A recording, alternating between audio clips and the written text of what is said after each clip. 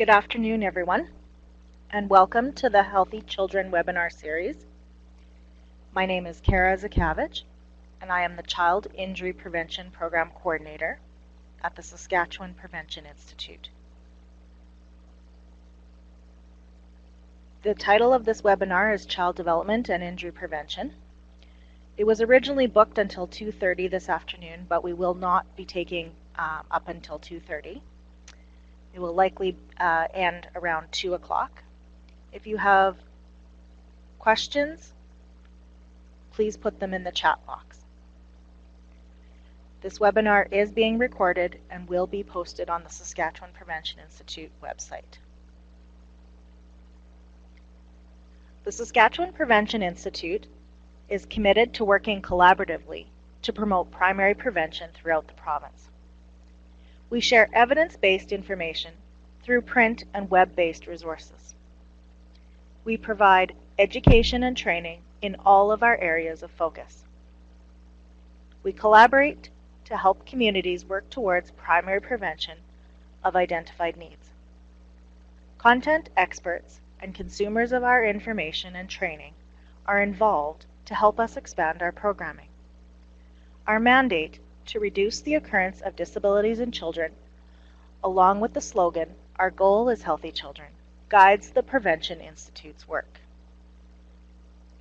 The Prevention Institute believes that children of all abilities have the right to the best physical, social, and emotional health possible. Having a secure and healthy childhood will help provide a solid foundation for a healthy adult life.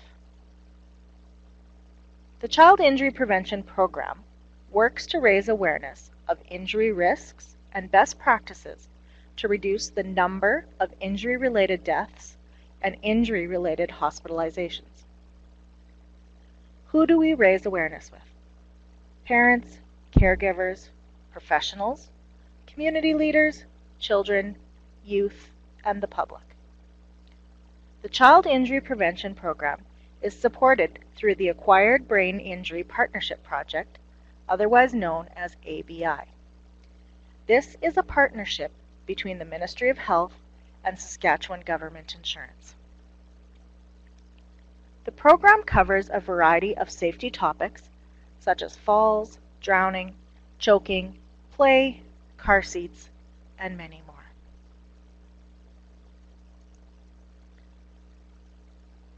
On the Saskatchewan Prevention Institute website, skprevention.ca, in the search bar on the top right corner, you can type 4-008 to access the Child Injury Prevention Programming and Action Guide. This guide is the basis of this presentation. Today's objectives are to understand the scope and nature of child injury in Saskatchewan, how many children in our province are being hospitalized or dying due to injury, to discuss the stages of development for young children and the reasons why children are at higher risk of injury, to explore parents and caregivers' responsibilities in child injury prevention. Here we will look at some strategies for preventing child injury.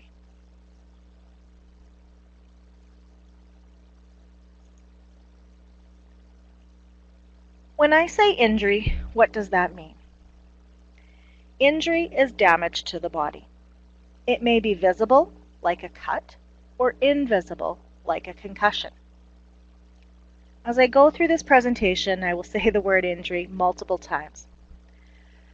I am talking about preventing injuries that are going to alter a child's or family's life in some way. For example, the child is hospitalized, the child dies, the child experiences a lifelong disability because of the injury. I'm not concerned with preventing the types of injuries shown in the photos here, cuts and bruises. Unintentional cuts and bruises are a normal part of childhood. Injuries that have long-lasting impacts on the child, the family, the parent's ability to work, the healthcare system, and finances are the types of injuries that we need to work to prevent. It is important to recognize that injuries are a leading cause of death and hospitalization for children in Canada. Saskatchewan has a particularly high rate of child injury.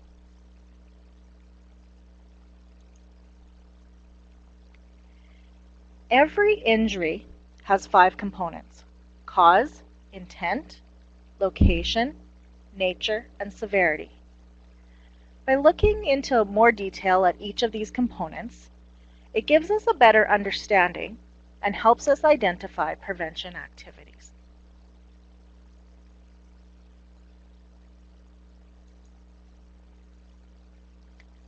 Location refers to where the injury occurred. Injuries can happen anywhere. Examples for children include at home, such as a poisoning; on the road, a car crash or being a pedestrian; in the water, drowning; at school, a fracture from a fall; at play, a brain injury from a fall; during sports, a concussion. So why is it important to consider the location of the injury?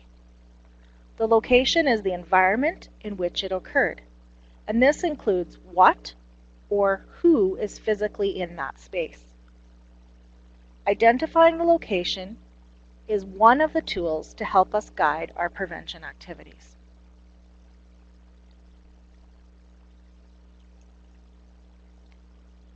Cause. Injuries are caused when too much or too little energy is transferred to the body. There are many kinds of energy that cause injury. So there's a list there on your screen, and in the Programming and Action Guide, it gives specific examples of each of them. So 2 of them that I've chosen to talk a little bit about is energy that is transferred through motion. So for example, crashes, falls, or being struck by an object. Energy that is transferred through heat, such as burns, scalds, fire.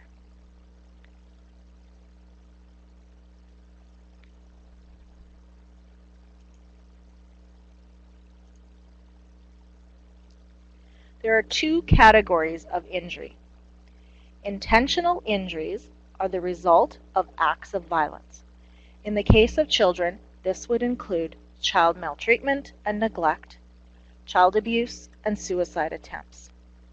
Abusive head trauma, formerly known as shaken baby syndrome, would also be classified as intentional. Unintentional injuries are the result of falls, burns, drowning, motor vehicle collisions, poisoning, and more. When you visit the Saskatchewan Prevention Institute website, you can click on the Topics tab, then Safety, and there you will see a variety of topics related to child injury, such as choking, drowning, fire safety, poison, and others. Another important consideration when thinking about an injury that has occurred is the language we use. Often you will hear, "It was an accident." Do you often hear in a story a person saying, "I was injured"? Accidents are random, occur without warning, and have no cause or explanation. Using the term accident suggests that nothing could have been done to prevent the injury. Ask yourself, what could have been changed to decrease the chance or the severity of the injury? What happened before, during, and after the incident that may have affected the outcome of the injury? Injuries are not accidents, inevitable, or part of our fate and destiny. The belief that we have no control over injuries is not true and can be used as an excuse not to take preventative action. Using the word injury rather than accident, along with looking at each of these 5 components, will help our society to recognize that injuries are caused by events that are predictable and preventable.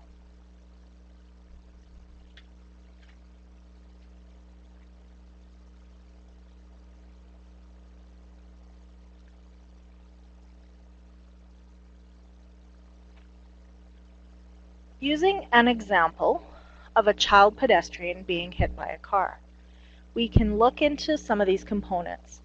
We could ask ourselves what could have changed to decrease the chance or the severity.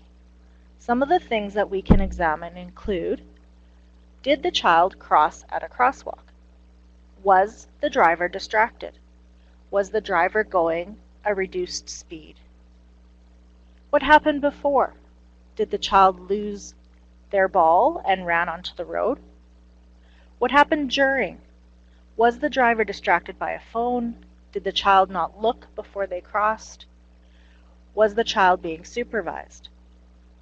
And what happened after the injury to affect the outcome of the injury? Was the child attended to by EMS? Did the driver speed off?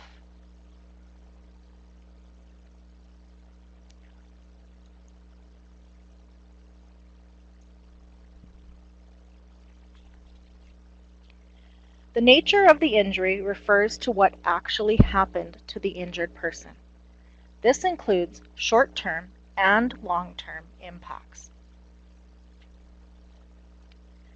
Brain and spinal cord injuries, cuts, fractures, whiplash are examples of the nature of injury. Did the fall down the stairs impact the child's ability to play? Severity.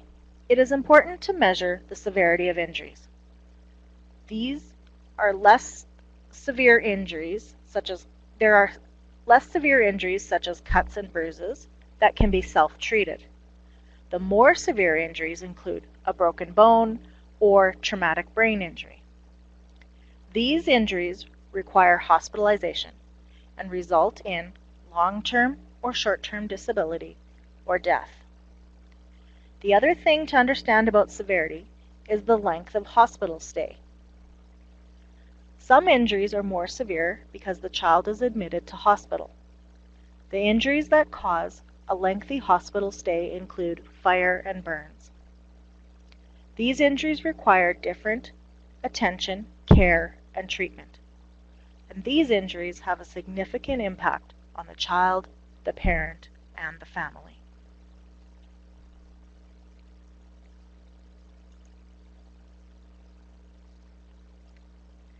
Injuries are a leading cause of death and hospitalization for children.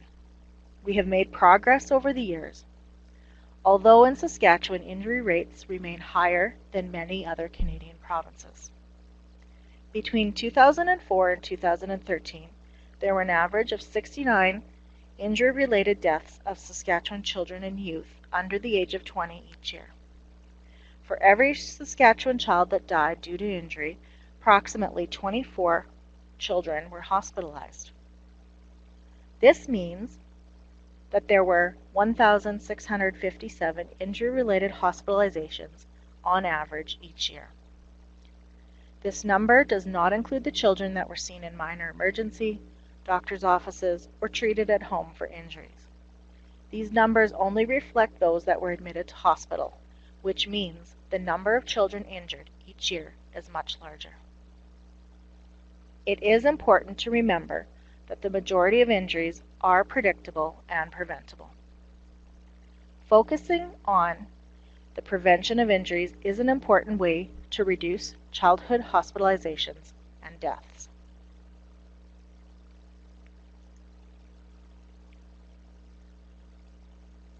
Before we can begin to take action to prevent injury, we must understand the leading causes of unintentional injury for children.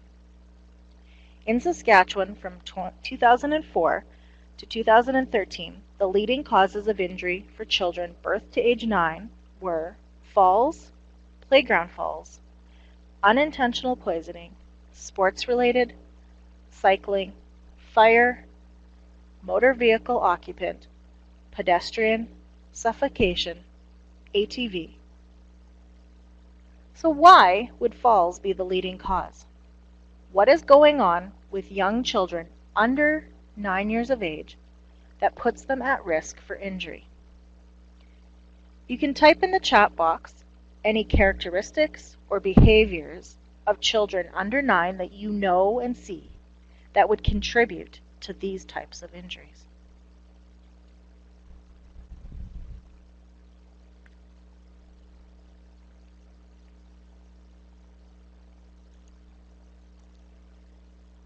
To continue with understanding why injuries to young children happen, we must consider some of the following questions. Is the child hungry, tired, or ill? These are situations in which we as caregivers may be stressed and not recognize the hazards. Is the parent or caregiver tired, ill, or overworked? A caregiver that is exhausted may be unable to effectively supervise young children. Is a caregiver familiar with the home and the child? Is the caregiver prepared to provide care? Do they bring something into the bathroom that they need when giving a bath to a child a bath, so they don't have to leave the room for supplies? Is the space in which the child is being cared for set up to allow the child to play safely? If there is a sudden change in environment, a child goes into a new home like a friend's house or a grandparent's house, do they have their medications locked up and out of sight and out of reach of the child? Does the equipment that parents are using meet safety standards? Are we using a change table with a safety strap? Are safety precautions being followed? And are we using the equipment correctly?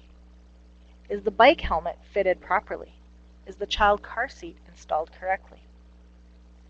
Do you know what to expect at different stages of growth and development?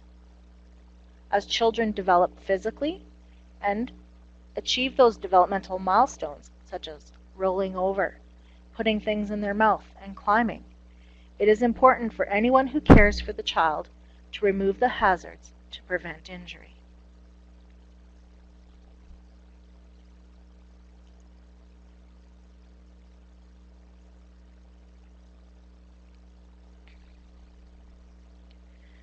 Another important consideration, or one of the most important considerations, is children's development. So the next few slides we will explore the reasons why children are more at risk for injury. What is going on with them as they grow and develop that puts them at risk for an injury? So we have 4 reasons: physical developmental milestones, problem-solving skills, and supervision.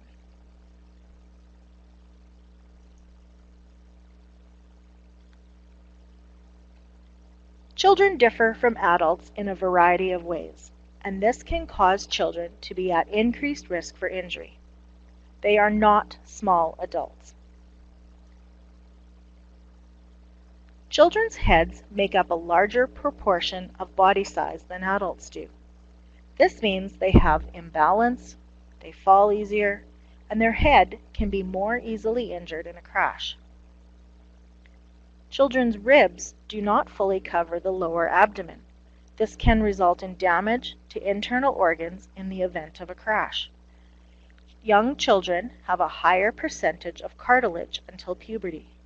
Their bones are softer and more easily fractured. Often, the injury occurs near the growth plate.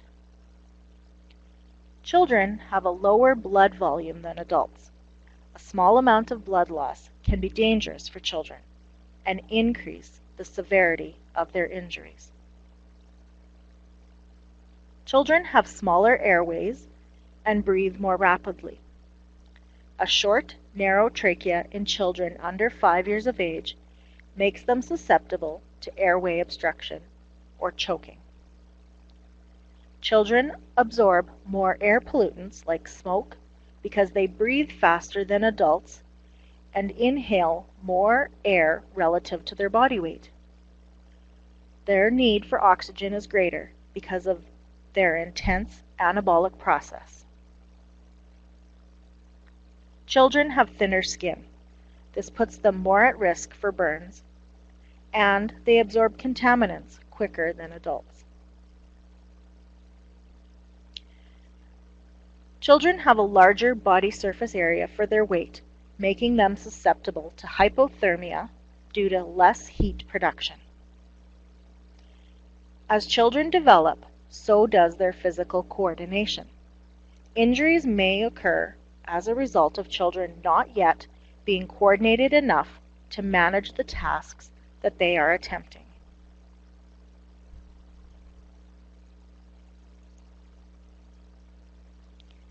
Injuries often happen when a child reaches a developmental milestone that parents and caregivers are unaware of or unprepared for. Parents often say, "I didn't know he could do that yet," such as rolling or climbing. Being able to anticipate a child's next developmental milestone before it happens can reduce the risk of an injury. The website preventchildinjury.ca has tips for parents for each developmental age. On the website, they break things down into 3 questions. What, so what, and now what? The what is, what can the child do or will do at a certain age? The so what means, what should the parent do or what is the injury risk? The now what is an alternative to keep them safe. For example, what? My child can roll. So what? Leave them in their crib while you gather supplies. She can fall off the change table and get a neck injury. Now what? I can use the safety straps on the change table, or I can change her diaper on the floor. And in the second image, the what is, my child is kicking and wriggling. So what? He might wriggle his way out of the car seat or flip the car seat and sustain a head injury. Now what? I must always place the car seat on the floor, never at a height.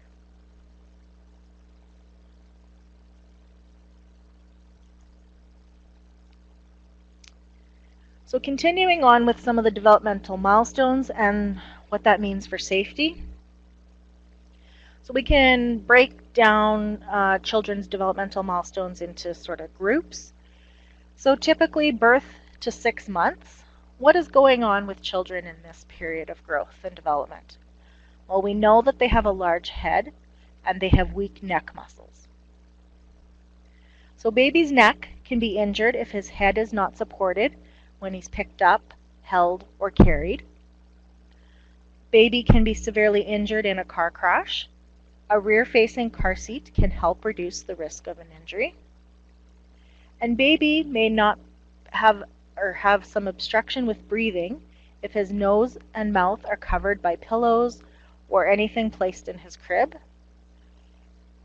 And baby may also suffocate if they are put to sleep in an unsafe sleep environment such as a mattress, soft mattress, or a couch, or a car seat. Because baby's head is large and heavy and the neck muscles are not fully developed, they will not have as much control over their head movements. Until about 3 months, baby can't hold his head up and roll from side to side. So if we move on to the 6 months to 12 months, babies in this stage are generally reaching for things, grabbing at objects, some of them might be starting to crawl, pulling themselves up.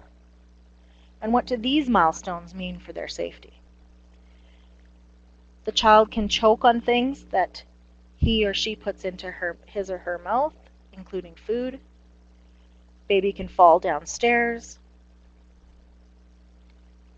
and get into things or climb up things and pull them down on themselves. From 1 to 2 years, children in this age are wanting to move all of the time. They're climbing, throwing, pushing, pulling, and copying adult actions.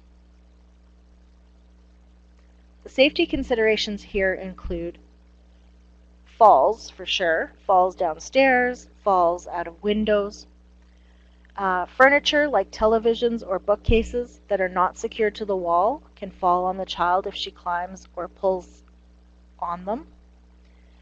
Children at this stage often will be curious and get into cleaning products, medications, and other poisons. And the child will copy what others are doing and does not yet know that these items are harmful. From 3 to 5 years, their large muscles are developing and they're increasing their coordination. They're jumping, they're hopping, they're going up and down stairs, very curious, exploring. Again, these safety concerns might include things like by learning a lot of new skills quickly, they may be awkward or clumsy or not coordinated. Their curiosity will put them into situations such as maybe around water, so drowning is a concern there. And at this stage, children are not ready to be on their own near roads and streets, and they do not know how to control their impulses or figure out consequences for behavior. For more developmental milestones and safety concerns, visit the Healthy Parenting section of the website. The link is here at the bottom of the screen.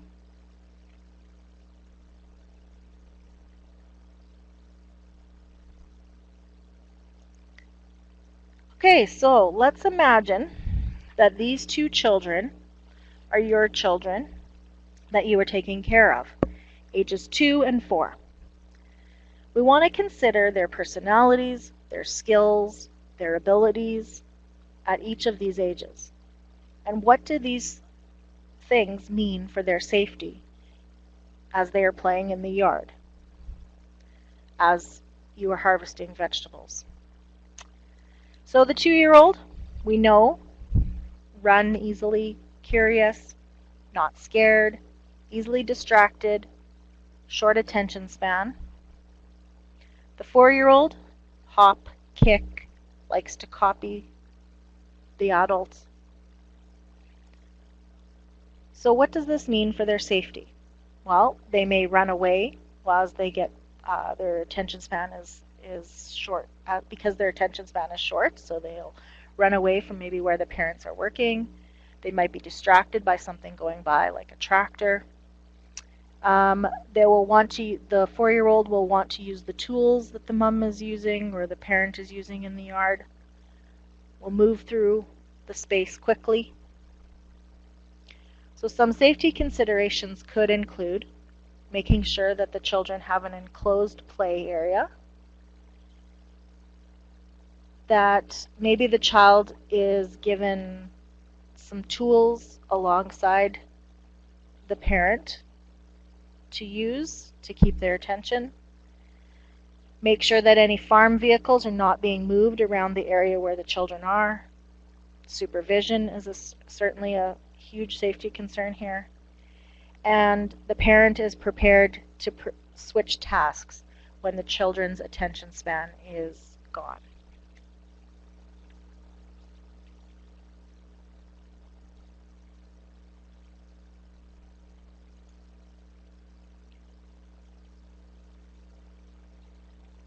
Problem-solving skills such as recognizing hazards, assessing risk, and determining a course of action can be difficult for young children because their brains have not fully developed to the point at which they can make judgments. We cannot expect them to behave the same way older children do. We cannot expect them to make decisions about their safety and recognize hazards. They don't know that grabbing that pot off the stove will hurt them. They don't recognize that climbing the cupboards, they could fall.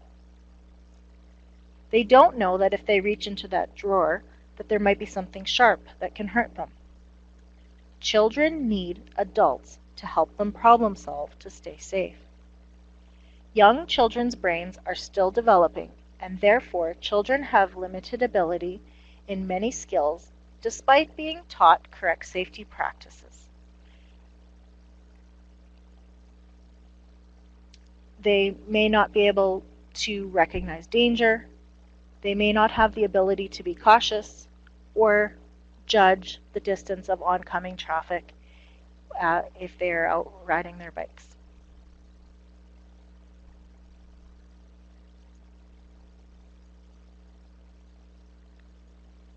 Curiosity. Children are naturally curious and learn about the world around them by hearing, touching, and tasting the things around them. Children may not understand that they can be seriously injured by something in their environment.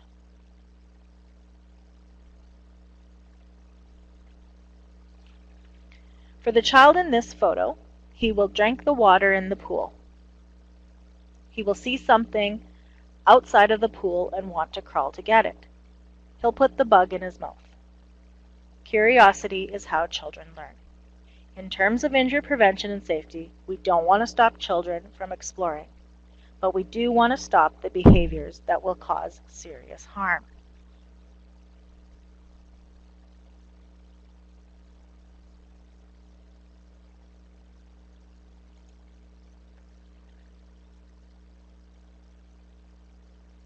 Another example of problem-solving skills and judgment is determining if something is a risk or a hazard. What is the difference between risk and hazard?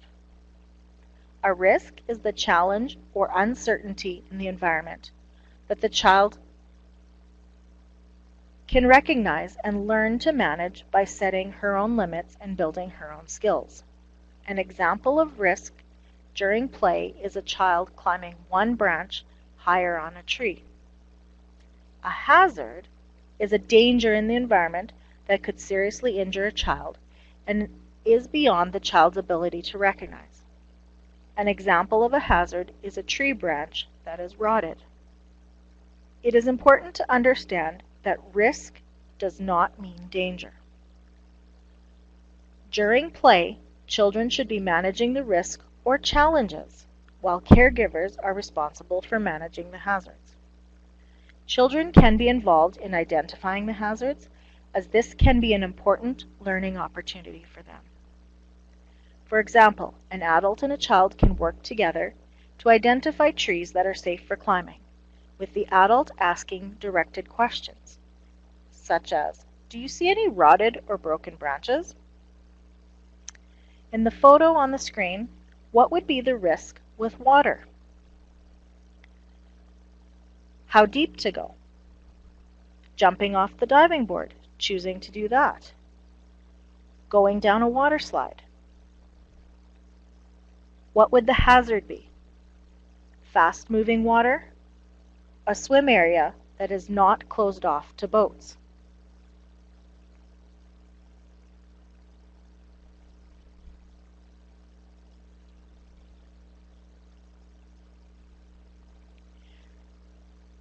Children like to copy the action of others, and again are curious, and they may not be able to make judgments about their safety. So based on these characteristics, what is one thing that this child here in this photo, who is under 5, needs when it comes to being safe around water? Supervision. He needs a water watcher.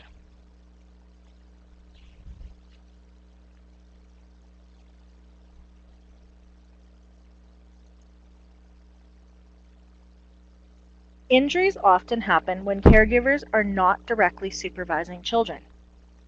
To prevent injuries to young children, we need to determine the appropriate supervision depending on the setting and the needs of the child. Direct supervision means that a caregiver is within arm's reach and is looking at the child.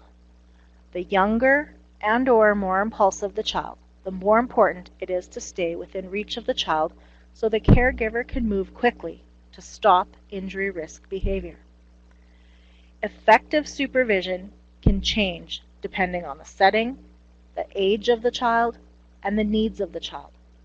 Effective supervision means the right combination of physical closeness to the child and attention to what the child is doing.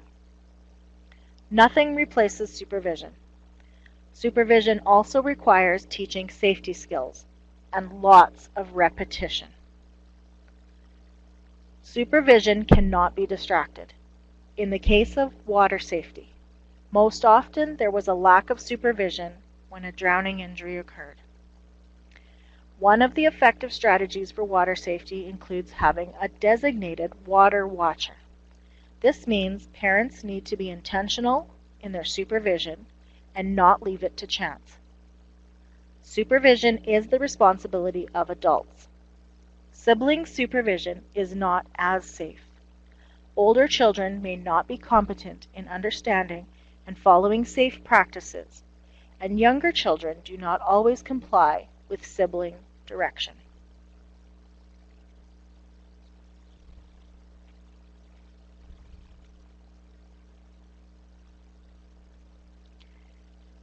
In the case of the photo on the screen, this child can fall if she climbs on playground equipment that looks interesting.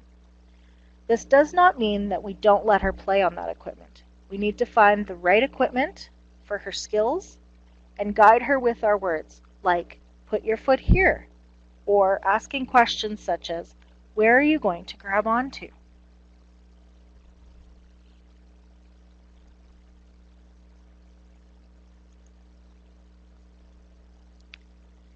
These short reminders are for anyone and everyone. We can apply these to any age or any stage. The specifics will change depending on the maturity of the child, the skill level, and the injury risk. Pay attention to your child. This is really about supervision. Be prepared. Think ahead. This is about being prepared for those developmental milestones. Stay close to your child until you are sure of her abilities. This is about understanding what children are capable of. Make your home safe. This is about the environment and identifying those hazards.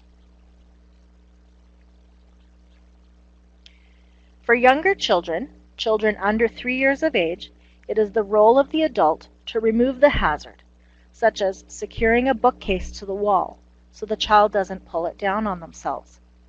The child will climb no matter how many times you say, no, don't climb.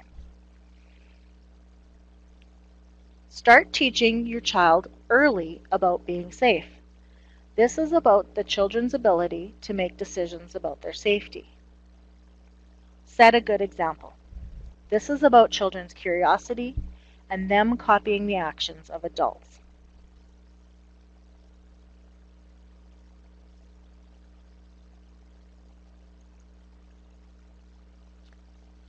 Thank you for your time and attention today, and you can follow us on Facebook and Twitter for more safety messages. I can be reached at the following phone number, 651-4316, and my email address is on the screen. And you can always visit the Saskatchewan Prevention Institute website for more information. If you have any questions, please type those in the chat box now. We are done quite a few minutes early, actually. Hopefully it wasn't too speedy. Thanks for joining everyone today.